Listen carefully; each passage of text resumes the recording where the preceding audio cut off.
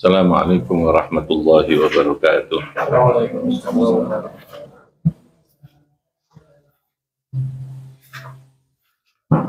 Rabbi shrah li sadri wa yassir li amri wa hlul 'uqdatam min lisani yafqahu qawli.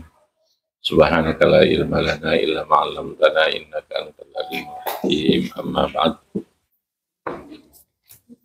Masih melanjutkan tentang bagaimana memberikan ruh ya, memberikan jiwa, makna terkait dengan pelaksanaan ibadah kita di dalam sholat ya, terkait dengan syarat rukun.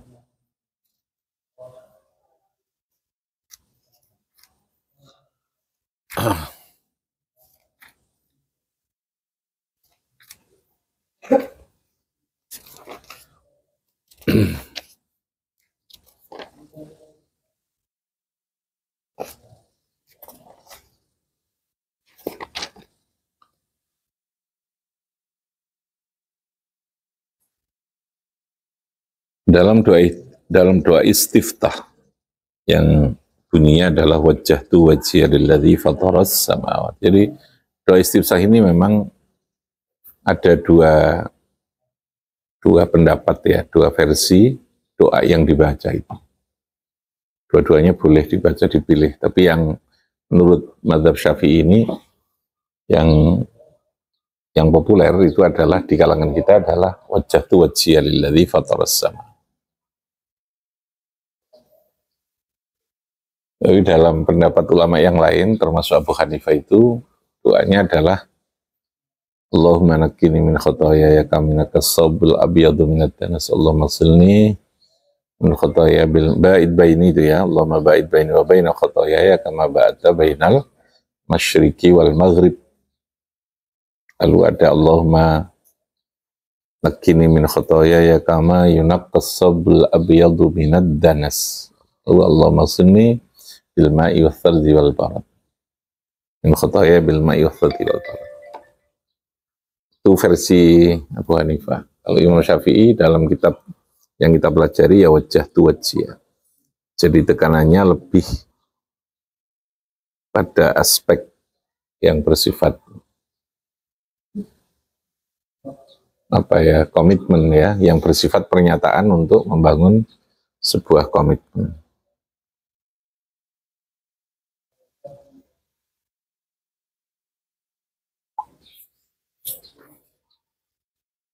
Kalau doa tadi yang berkaitan dengan versi satunya adalah lebih kepada memohon ampunan ya, memohon ampunan, mohon dijauhkan dari dosa-dosa itu.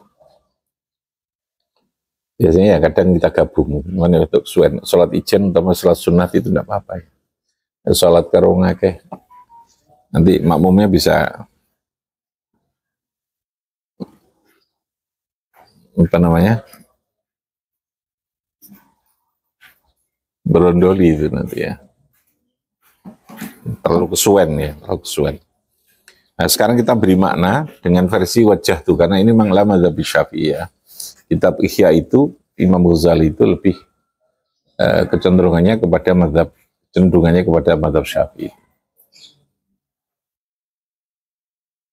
Wa idza qulta, ketika kamu mengucapkan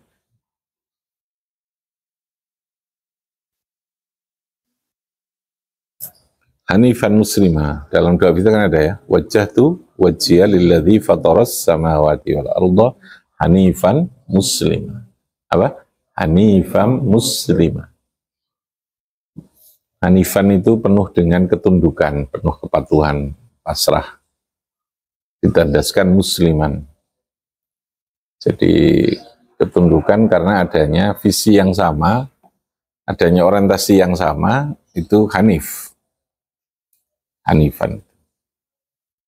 Kalau kita pasrah atau kita tunduk atau kita menyatu dalam satu sistem, dalam satu gerakan seseorang karena adanya kesamaan visi itu, kepatuhan dan ketundukan yang karena sebuah visi itu namanya hanifan. Hanifan.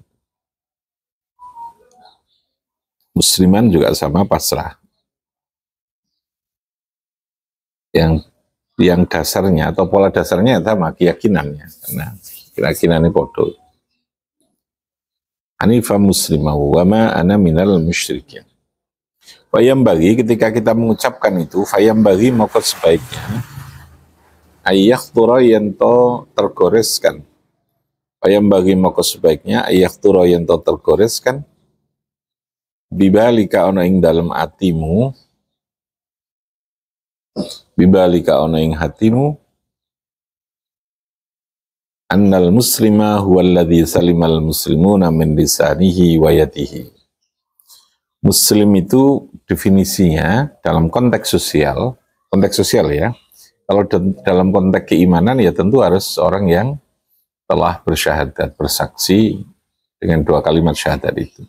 Tapi muslim dalam konteks sosial itu juga bisa difahami huwa iku huwa utai muslim iku alladzi salima kang selamat sapa al muslimuna min lisanihi wa yadihi.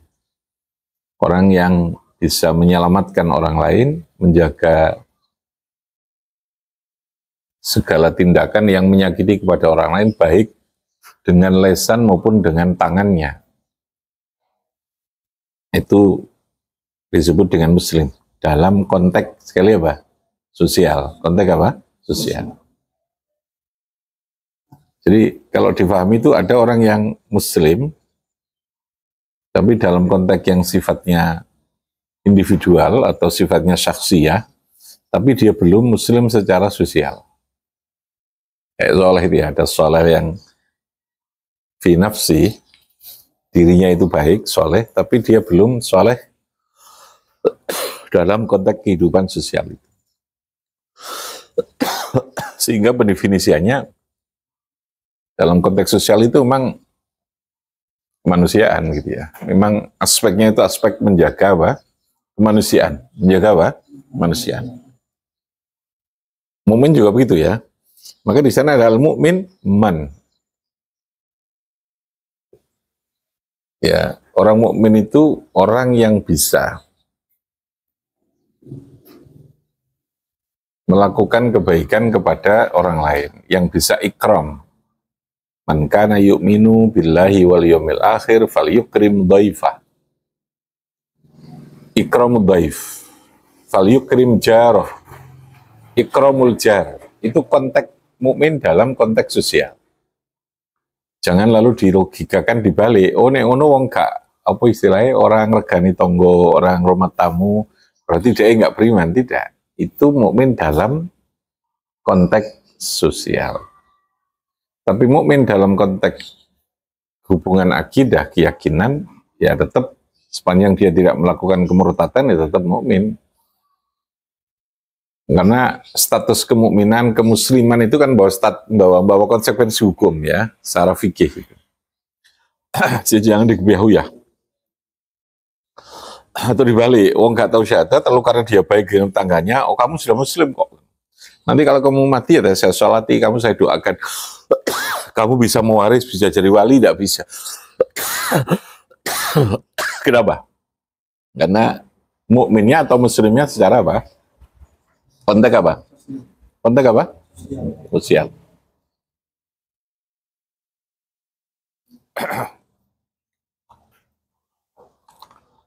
Jadi jangan lalu dibuat pendefinisian yang kebiahuyah gitu maksud saya. Nah, lalu memunculkan ini mukmin yang sempurna, gitu kan? Manakala yu'min itu sempurnanya bagaimana? Ya sempurna secara i'tiqadiyah, sempurna secara ijtimaiyah. Keyakinan yang sifatnya individual, tapi juga sempurna dalam konteks hubungan masyarakat itu. Nah, itu jadinya seperti itu kalau mau diterjemahkan secara pas itu ya.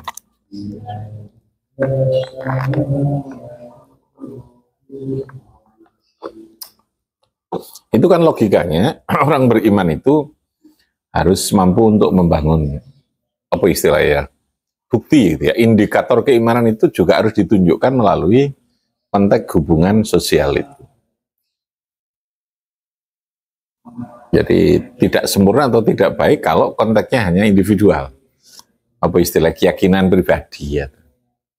Wapi awake ibadah yo apik maca Qur'ane yo nggo wetu gitu ya. Istighfarnya, wiritane ya tasbih ya gede-gede gitu. Tapi karo wong ora patek ngenah. Itu berarti ada yang salah. Kok bisa ya? Ya bisa jadi ibadahnya tanpa ilmu, tanpa jiwa tadi itu ya. Paham ya? Kok bisa ya wong ibadah itu? Tapi itu pun jangan dilogikakan ompo gunane kon salat. Wis nek gak usah salat ae kon salatmu ya pancet kayak ngono dapurmu gitu ya.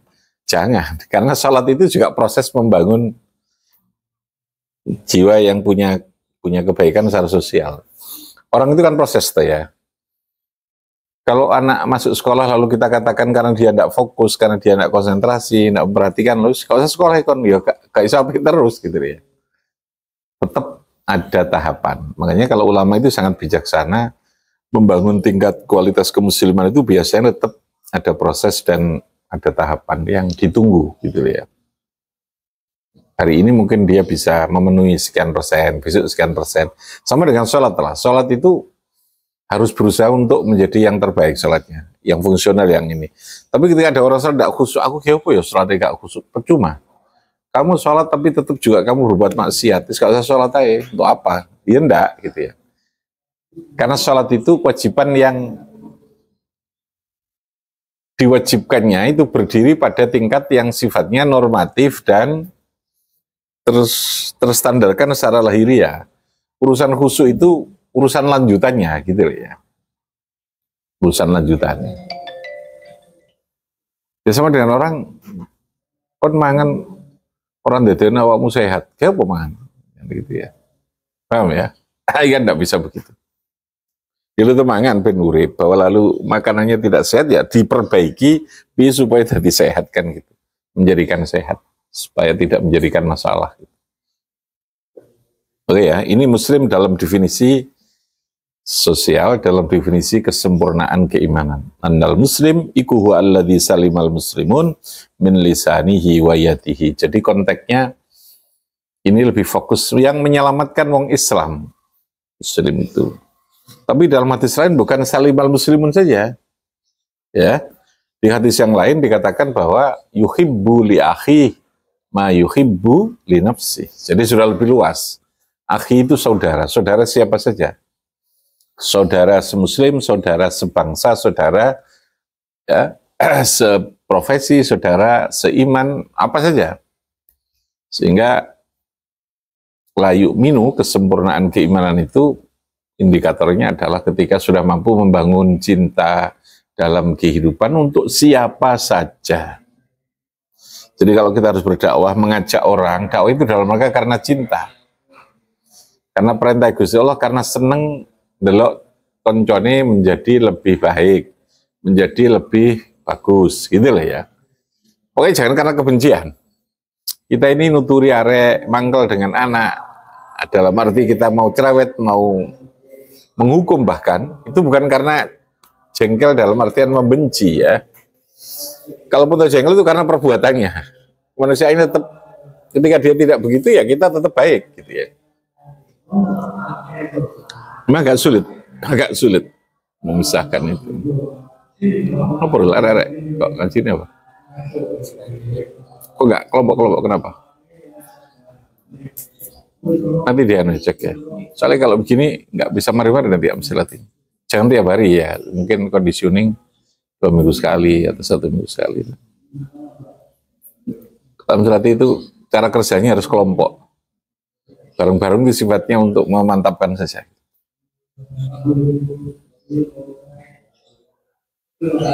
Gue kau nanti aja tuh. Culun hari. Terus sing itu kayak karena sudah hari sekian itu kan tidak terlalu banyak sampah, tidak harus banyak anak, sehingga tidak banyak yang harus meninggalkan PMK itu. Kemarin kan saya jatah 5 gitu. Kalau efektif sebenarnya kan enggak, sampahnya sudah berkurang. Di hari pertama kedua mungkin masih banyak, sekarang kan tidak terlalu banyak. Coba dicek, kalau cukup 5 orang ya 5 orang. Kemarin saya sehingga dalam 1 bulan cukup sekali gitu meninggalkan itu. Ya. Tetap kudu itu tadi ya terukur itu. Wah, arek yang ngaji itu seneng maksudnya konan.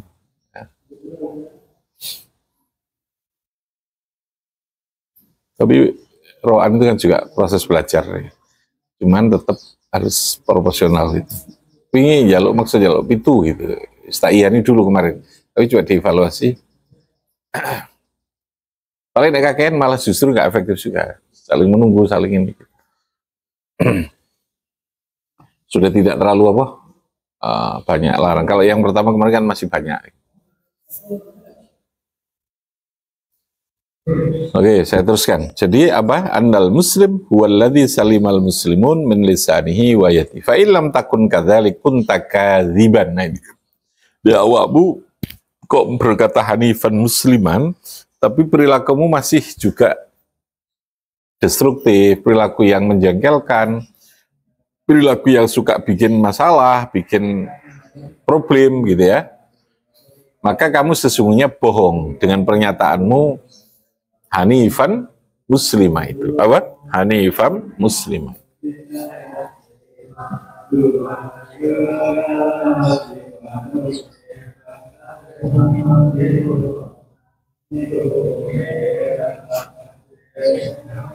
Jadi ditandaskan aja kalau ada kebijakan di luar yang ditentukan harus konsultasi dulu.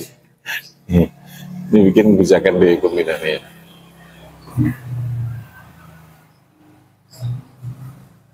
Fa'ilam takun kadzalika kunta kadziban fajtahid moko bersungguh-sungguhlah kamu fajtahid moko bersungguh-sungguh sapa sira fi an ta'zima alaihi ing dalem yen to bermaksud fi an ta'zima ing dalem yen to bermaksud azm itu bertujuan mempunyai keinginan sapa sira alaihi ing atase istiqbal tadi ini alaihi ing atase kadziban maksud saya alaihi ing atase kadziban fil istiqbali ing dalem madhep watan dimalan menyesal sapa sira alama ing atase barang sabako kang dhisik apa ma minal akhwali saking pira-pira perbuatan. Harus punya tekad untuk tidak melakukan kebohongan itu maksudnya itu. Kalau sudah berkata apa?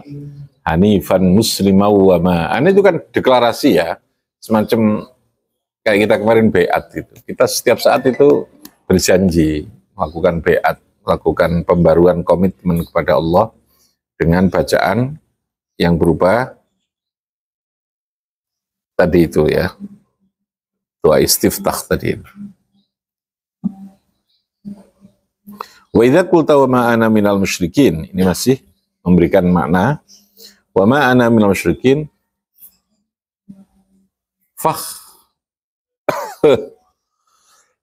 fakhtur bibalika, mongko khawatirlah kamu.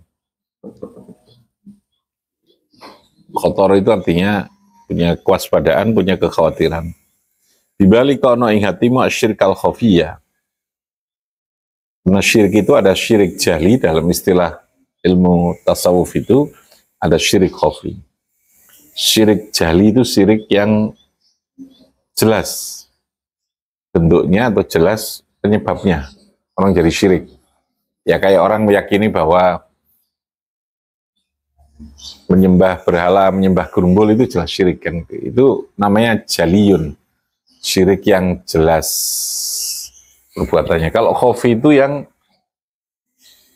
tidak kelihatan, yang samar khafi itu. Kayak keyakinan ngene iki urip ini kes tambah angel, golek rezeki sing macam-macam ya. Kayak iso diarepno, kayak macam-macam pokoknya isine kayak gremeng nang Gusti Allah. Ya dah? Itu kan menjadikan kita menjadi syirik khafi ya. Syirik khafi. Yang meyakini bahwa kalau ndak ini nanti yang jadi, nanti akan kehidupan itu akan hancur semua, kalau tidak ada ini, tidak ada ini, akan itu namanya syirik khafi ya. Orang telah melakukan bentuk keyakinan yang memberikan apa istilahnya, porsi yang melebihi dari Tuhan gitu ya. Berikan anggapan bahwa seakan-akan maksudnya kalau diyakin pada Gusti Allah kan kabeh Gusti Allah sing ngatur. Kalau Allah menghendaki kan bisa saja. Ini kalau enggak, saya yang lakukan enggak bisa ini. Kalau enggak ini enggak bisa. Nah, mungkin terjadi lah kalimat-kalimat begitu itu beresiko untuk munculnya syirik khafi. Apa namanya? Syirik khafi tadi. Atau kebalikannya, ini kalau tidak saya tidak mungkin bisa melakukan ini. Ini kalau tidak ini tidak mungkin. Nah, sebaliknya begitu ya. Kalau nggak dokter yang spesialis, ini kalau tidak dokter yang hebat ini suruh sembuh tidak bisa. Ya mungkin carpe diem logika kesehatan, logika kedokteran ya. Tapi kalau itu tembus nongone hati ini dengan menghilangkan kekuasaan dan kemampuan Allah ya untuk bisa menyembuhkan tanpa sebab apapun, itu ya berisikonya tadi munculnya apa? Syirik khafi. Apa namanya? Syirik yang khafi itu. Makanya wama ana minal musyrikin itu harus ditandaskan bahwa dikelirkan semua segala sesuatu yang selain Allah tetap dalam posisi yang mungkin, jangan dipastikan ya. Orang yang sudah kuat dedoyo mungkin tidak dia akan jatuh dari kekuasaannya, mungkin gitu ya. Meskipun logika politik itu tidak mungkin. Jadi logika menungso itu dalam bentuk logika apapun ya, logika ekonomi, logika sosial, logika kesehatan yang sudah secara rumusan ilmiah itu begitu diyakini benarnya, itu jangan sampai menggeser pada keyakinan yang bersifat keyakinan akidah keimanan itu. Yang gimana apa? Yo, iki menungso kabeh, iki makhluk kabeh. Meskipun kita yakin dengan rumusan, taruhlah ya, persentase saja lah yang fair itu.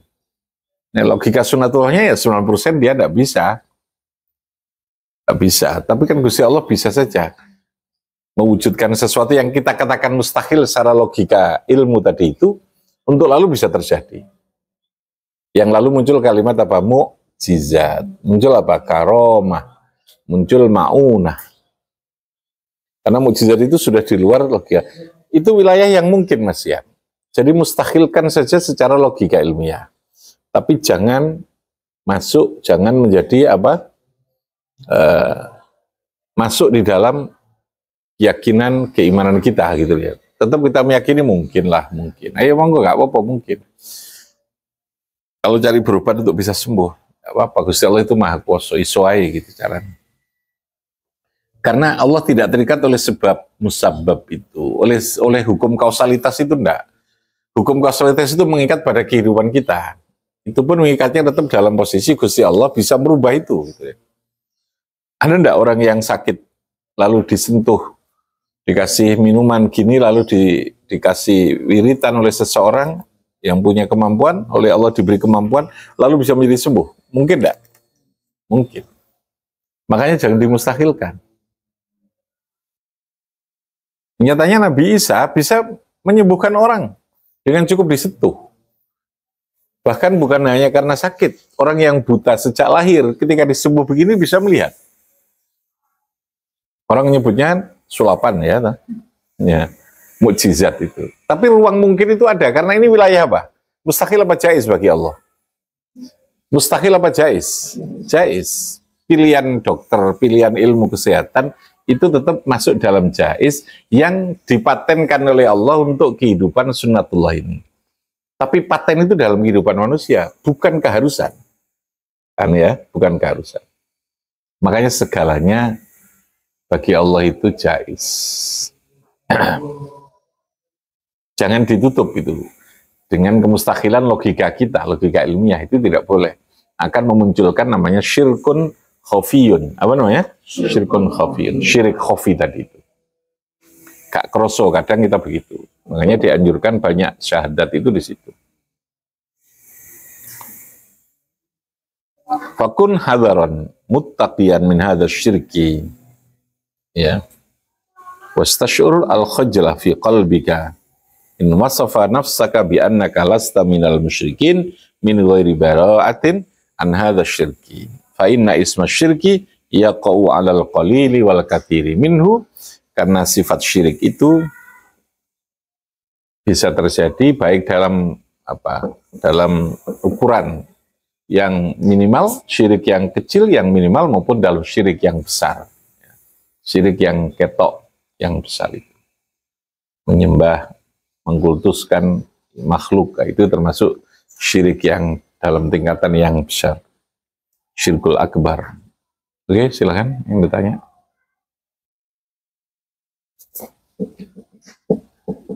Ya, Allah. Terus, sabar.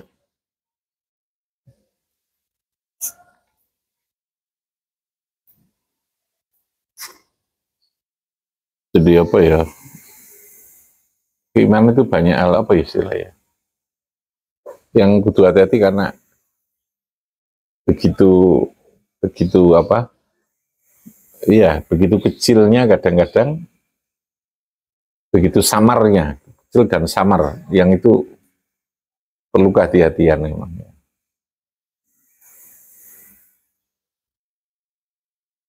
Kalau enggak, itu dulu ya, orang kalau tidak menjaga itu, ketika ada masalah dia gampang putus asa, gampang.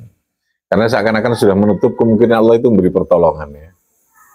Sebaliknya, kalau dia sedang berhasil, kalau tidak dengan keyakinan yang penuh, dia merasa bisa segala-galanya. Itu juga berisiko juga gitu ya. Berisiko. Yuk, silakan. Boleh. Ya. Kaitan dengan salat kemudian terus melakukan diri bergaya kenalnya dengan menatap bahwa untuk memperbaiki diri dan sebagainya. Kita ketahui bahwasanya dari seluruh Indonesia ini melakukan sholat semua mayoritas muslim melakukan. Lalu mengapa kita masih banyak masalah banyak bahkan mohon maaf kata banyak ulama-ulama juga dalam pengambilan keputusan terkadang masih bisa diperdebatkan kita membuat yang lahiriahnya seakan-akan bermasalah. Apakah ada yang memang salah dengan sholatnya atau masyarakatnya memang belum menghayati apa gitu, kenapa gitu? Ya, kenapa kok? Ya karena manusia masihan. Kenapa? Masih manusia. Ya toh? Jadi syariat itu lebih merupakan sistem cara ya. Nah, menungsone itu yang pasti ada potensi untuk melakukan kebaikan, potensi melakukan sepanjang itu manusia. Nah, sistem itu sesungguhnya menjaga agar supaya potensi itu tetap berada di kebaikan. Gitu ya. Kalau itu tidak efektif, berarti tetap kalimatnya ada yang salah dengan sistem. Kita tidak bisa melihat sesuatu dari segi jobone tok gitu ya, perform dari segi kebiarnya. Karena sekali lagi dalam konsep Islam, orang berilmu, orang alim, gitu, orang soleh itu dalam pandangan kita substansinya soleh betul apa tidak kita juga tidak tahu. Tapi itu minimal menjadi indikator kita melihat bahwa orang ini baik, gitu ya. Kalau dia lalu kemudian dalam pandangan kita masih melakukan hal yang mestinya tidak dilakukan karena dia sudah kita anggap punya kesolehan, punya keilmuan, berarti masih ada yang salah di situ. Karena kalau kita mengatakan berarti sholat iki bener tanek kanggo ngono, itu malah kita murtad tambah. Kita malah menjadi syirik. Murtad itu tadi. Karena Al-Qur'an yang mengatakan inna sholat tanha wasyai wal munkar. Nas itu ya. Sehingga kalau kita melihat ada paradoksal gitu ya. Nah ini yang menjadi bahaya kan. Makanya Imam Ghazali itu sangat marah dengan orang yang katanya berilmu dan ulama, memang pintar ngaji tapi dia perilakunya tidak baik. Maka disebut ulama usu itu. Paham ya? Karena ilmu juga punya potensi untuk disalahgunakan. Sekali lagi karena menungso ocean. Nafsu itu tidak mungkin hilang dari manusia. Nah, kemampuan mengendalikan nafsu ini yang menjadi pertaruhan orang untuk tetap bisa menjaga kebaikan apa tidak. Itu perlu aspek yang komplit ya, tentang kebiasaan, perilaku, tentang lingkungan, tentang tadi ya, pandangan hidup, tentang siapa di lingkungannya, macam-macam. Jadi yang harus tetap diyakini sholat itu apa? Menjadi sistem syariat yang oleh Allah dikendaki untuk menjadi kendali, ya, untuk menjadi kendali yang mampu mengarahkan, mengguiden hidup kita untuk tetap menjadi menungso sing apik. Itu sholat itu ya. Api itu ukurannya ya eling Gusti Allah sing tenan dan berbuat baik kepada manusia. Kok lalu ada orang ya, nek wong sing bodoh, wong sing gak ngerti, wong sing biasa mungkin kita maklum ya. Ya pantes wangi pancen ngono kan itu. Tapi kita ini kiai, serbannya besar. Bahkan mungkin dia punya begitu banyak majelis taklim, punya pesantren, dia punya ini, tapi kok cek ngono, bahkan dia mungkin ketua organisasi yang besar. Tapi kita juga tidak boleh sekali lagi langsung menjas. Karena kita juga tidak tahu sesungguhnya keputusan itu dilatar belakangi dengan apa. Sebuah kontroversi dalam kaitan dengan sebuah kehidupan sosial, jangan menjadikan titik kita mudah untuk menjustifikasi itu. Makanya lalu kemudian kita hanya bisa mengukur dalam indikasi lahiriah saja gitu ya. Lahiriah saja. Kadang memang sesuatu itu dilakukan koyok seperti lahiriahnya itu tidak baik, tapi sesungguhnya ada sesuatu yang kita tidak tahu, ternyata ada tujuan yang jauh lebih baik. Ini kasusnya Nabi Musa dan Nabi Khidir. Ya toh? Makanya tidak boleh kita menuduh, kok dibunuh ini kenapa? Bunuh kan jelas, ya toh? Bunuh itu jelas dosa besar. Ya. Tapi Nabi Khidir melakukan itu. Ketika Nabi Musa bertanya, Nabi Musa cuma bilang, oh kamu tidak tahu, diam sajalah. Jangan banyak tanya. Gitu loh ya. Nah, dalam konteks itu terkadang kita tidak boleh menjadikan sesuatu yang kita lihat secara lahir menjustifikasi orang itu kondisi apa. Yang boleh kita menghukumi secara fikih saja. Tidak apa-apa dia bertanya, kamu salah membunuh orang itu. Boleh kita begitu. Tapi apakah lalu kemudian dia mesti orang yang begitu buruk dan keluar dari itu? Ya, tentu kita tidak tahu penyebab dia membunuh itu karena apa gitu terkadang. Contoh yaitu ekstrimnya di Nabi Musa itu. Makanya lalu dalam Al-Quran, fakhisabuhu alallah. Contoh, kasus dalam sahabat. Kan terjadi peperangan juga antara Sayyidah Aisyah yang dalam kasus perang, apa itu namanya? Jamal. Ya toh? Bahkan dengan menantunya, Sayyidina Ali. Kurang apa nih itu? Mantu nih. Tapi kan dari Khadijah mantunya. Gak mantu cer ya. Sayyidina Ali itu mantunya siapa? Khadijah, karena yang punya istri Aisyah kan tidak punya anak. Aisyah kan musuhi. Karena Aisyah itu ya dalam tanda kutipnya pernah disakiti ketika terjadi kasus yang menyangkut tentang hadisul ifki, peristiwa tentang berita hoax kebohongan yang terkait dengan skandal Aisyah ketika kalungnya itu terjatuh dalam suatu perjalanan lalu tertinggal sampai ketinggalan kafilah. Tiba-tiba lalu bertemu dengan seorang laki-laki, sahabat Nabi yang memandu. Lalu itu lalu kemudian tersebar kabar gosip kalau terjadi sesuatu gampangan perselingkuhan. Belum pernah dengar itu ya? Itu namanya hadisul ifki. Itu menjadi drama dalam Al-Quran. Aisyah itu memang menjadi model betul dalam kasus itu.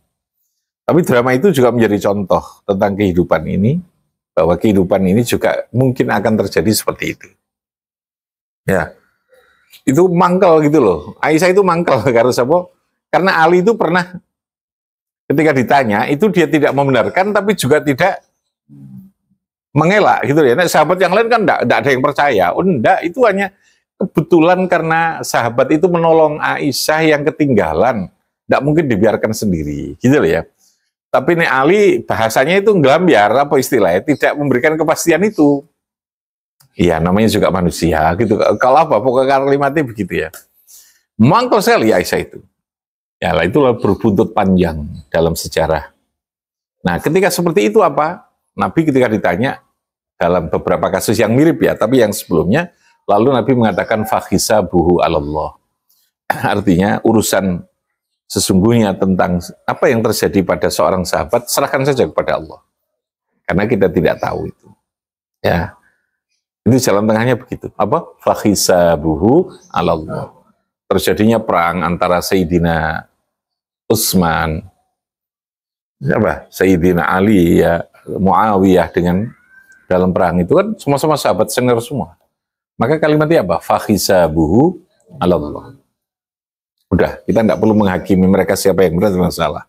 Hisabnya kepada Allah. Semuanya bisa benar. Paham ya? Semuanya bisa salah. Fahisabuhu alam. Itu karena ada wilayah yang kita memang tidak punya kewenangan untuk menghakimi. Nah, terkadang kita melihat tokoh kita itu ada hal yang nyeleneh. Paham ya? Jangan termakan oleh hadisul ifki, medsos, media sosial yang bisa menyebarkan kebohongan. Meskipun ada fakta-fakta itu pun kadangnya lahir. Gitu ya. Tetap saja kita lebih baik fahisabuhu alallah. Selesai, kalau sudah begitu damai. Jadi tidak boleh masuk dan memaksakan diri masuk pada wilayah menjustifikasi, menghakimi, itu tidak boleh. Ya kalau kita merasa itu tidak benar ya jangan ikuti untuk kita sendiri. Tapi tidak boleh menjustifikasi. Lalu menjadikan itu sebagai sebuah konsumsi secara sosial, secara medsos itu tidak boleh. Kita kan sok toh, kadang begitu ya. Orang sikir membuli, melakukan itu ya. Ya sebenarnya karena ada aspek itu loh ya. Aspek ini kelompok gua boga ini. Kelompok secara politik cocok apa gak. Ini bolone sopo, ini Islam sing model apa, NU apa gak NU gitu ya. Wahabi apa tidak gitu loh ya. Itu yang menjadikan kita suka menjustifikasi orang pada sesuatu yang lahiriah. Iku podo dene salah wisan itu gitu loh ya. Makanya beresiko orang dengan medsos yang tidak terkendali itu. Dan itu akan menimbulkan prasangka-prasangka terus. Apa ae elek nek panjen wis dudu golongan itu apa dadi elek. Nah, itu ya. Betul memang terjadi seperti itu. Masih ada? Silakan. Sekarang kan banyak tentang PBNU, tentang Habib Lutfi, tentang apa yang di medsos itu. Ya sudah itu fahisabuhu Allah. Kalau kita merasa ada yang tidak cocok untuk kita tiru ya nggak usah diikuti gitu kan. Mungkin itu bukan nas juga gitu ya. Bukan syariat juga, itu kan contoh perilaku. Tapi kan tidak tahu yang dimaksudkan beliaunya apa. Apalagi yang sifatnya masih apa? Tadi itu ya, rumor, masih sifat. Fakta pun kita juga tidak tahu kok yang sesungguhnya kayak apa gitu.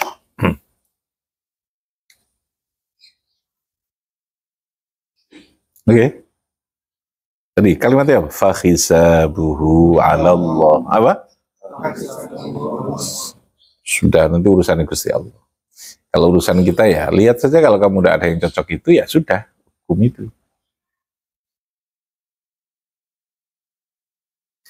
Bahkan ada lagi. Mas. Tadi kan Abah bilang salah yang baik adalah yang seimbang antara salah individual dan sosial. Ya. Cuma kita ini kadang berat sebelah. Ya. Kadang salah individual tapi sosialnya agak masalah. Karena juga tadi juga yang kita dengar kayak atau ini tokoh-tokoh yang salah sosial tapi individualnya bermasalah yang bilang. Cuma kalau sholat di sosial. Ya, untuk mencapai titik keseimbangan antara salah individual dan salah sosial ini bagaimana caranya? Iya. Ya, itu harus terus diikhtiarkan ya, intinya itu. Diikhtiarkan dengan cara terus juga diilmoni, terus juga dievaluasi. Orang kan perlu muhasabah ya.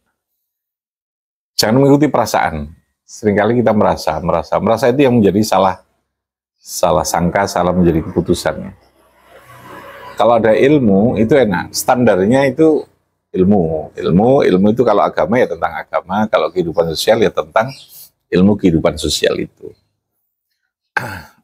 Jangan perasaan, jangan menduga gitu ya.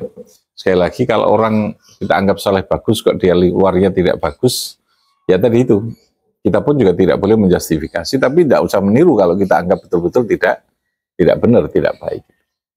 Untuk menyeimbangkan itu tadi, kata mulanya ya tentu membangun kualitas beragamanya dengan baik. Ukurannya tadi dengan baik itu apa? Dengan ilmu yang betul-betul diamalkan, dengan keyakinan yang benar, dengan hati yang benar. Tapi sekali lagi ada situasi yang terus orang itu terjadi gejolak naik turun, gitu lah ya. Pengaruh kehidupan itu bisa mempengaruhi kebaikan seseorang. Makanya harus dijaga tadi saya katakan. Sehingga kalau dalam bahasa wong yen kuwi ya, kamu harus berada di tempat yang baik untuk menjaga kebaikan yang kamu miliki. Kalau tidak terlalu kuat, gitu ya. Kalau Anda sudah menjadi ikan, tidak apa-apa.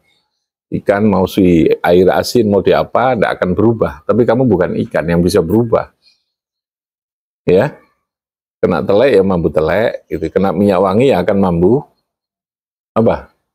Minyak wangi. Nah, nek sering deket dengan telek ya kayak telek gitu. Wal telek ya jadinya. Maka jagalah di lingkungan. Kecuali kalau kamu kuat punya cara untuk menghilangkan pertelekan itu, enggak apa-apa. Gitu, kebal gitu ya. Orang mambu ke opo gitu ya. Jadi tetap ikhtiarnya kalau bertanya ada ikhtiar. Ikhtiar itu standarnya adalah ilmu dan amal, menjaga hati dan terus berada di lingkungan yang baik. Nek durung kuat. Tapi nek kuat, kamu berada di lingkungan tidak baik, tidak apa-apa. Ki Hasyim mendirikan pesantren itu di tengah lingkungan yang sangat hitam. Makanya namanya tabu ireng, di hitam. Tapi Ki Hasyim bisa memutihkan itu. Kanjeng Nabi itu diutus di tengah masyarakat yang asyaddu kufran wa nifaqah. Tapi Nabi kan oleh Allah diberikan kekuatan yang super luar biasa. Sehingga memang bisa merubah gitu. Kita ukur diri kita. Bisa enggak kita merubah itu? Kalau tidak ya minimal kita menjaga diri kita dulu. Jaga diri kita dulu. Ya. Jadi caranya bagaimana untuk supaya kedua-duanya lengkap ya? Diilmoni, diikhtiarkan, lalu diusahakan dan terus berada di lingkungan yang baik. Yang ketiga muhasabah, terus melakukan evaluasi. Makanya sholat 5 waktu itu menjadi penting untuk menjadi bagian dari evaluasi kita. Terus mengevaluasi kebaikan. Karena terjadi interaksi yang tidak pernah berhenti ya. Antara nafsu dan akal itu kan terus terjadi pertarungan yang tidak pernah berhenti. Gitu ya. Kalau kamu berada di tempat begini kan mesti bagus. Gitu ya. Makanya saya katakan kalau di tengah pasar masih belum tentu. Di tengah terminal belum tentu. Di tengah perdagangan, di tengah politik, apalagi gitu ya. Yang semula orang begitu bagus, bisa menjadi berubah gitu. Karena akan menjadi biasa. Awalnya mungkin, aduh kok gini ya.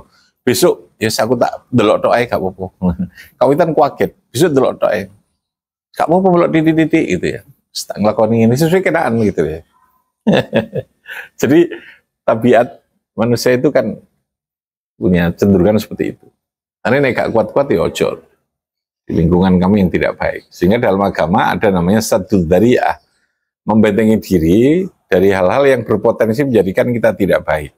Sesuatu yang mestinya itu masih boleh, kita tidak membolehkan diri kita sendiri. Kira-kira sesuatu yang asalnya mubah, karena mubah ini beresiko untuk menjadikan kita ke haram, mubah ini kita jadikan haram dulu saja. Cowes, ojo nongkrong nongone kafe, kafe jane kan mubah. Tapi karena di situ kita tidak cukup kuat membangun diri kita untuk tidak terlibat hal yang buruk, lebih bagus haram kamu di kafe. Haramnya itu karena apa? Saddud dzari'ah. Apa namanya? Menutup potensi keburukan. Dalam pendidikan yang baik itu saddud dzari'ah. Bukan dia tidak boleh secara hukum agama, tapi dia berpotensi menimbulkan sesuatu keburukan. Belanjakan uang itu hak. Ya toh? Tapi kalau beresiko dengan uang itu dia akan melakukan hal yang tidak baik, agama pun ada namanya mahjur alaih. Anak yang hamil itu kan mestinya mutlak tau. Anak kecil kan mungkin dia kaya atau dikasih uang orang tuanya atau dapat warisan. Tapi karena berpotensi menimbulkan keburukan bagi anak itu, keburukan itu baik kerusakan harta maupun penyalahgunaan, maka sesuatu yang dia mestinya boleh ditutup, jangan kamu gunakan. Kamu tidak boleh. Harus didampingi. Nah, itu namanya saddud dzari'ah. Apa namanya? Oke ya, istilah yang kamu sudah punya ini. Saya sudah jadi kiai kamu nanti punya. Aku malah wedi kamu jadi kiai nanti. Terus gak kelem ngulang fisika, biologi gitu ya. Semari untuk wiritan tok gitu. Waduh ini berubah solehnya kamu ini. Yang asalnya soleh fisika berubah menjadi soleh ini. Soleh tenanan itu ya. Rabbi fanfa'na bi barakatihi. Wa amitana fi tariqatihim wa mu'afatihim. Allahumma salli ala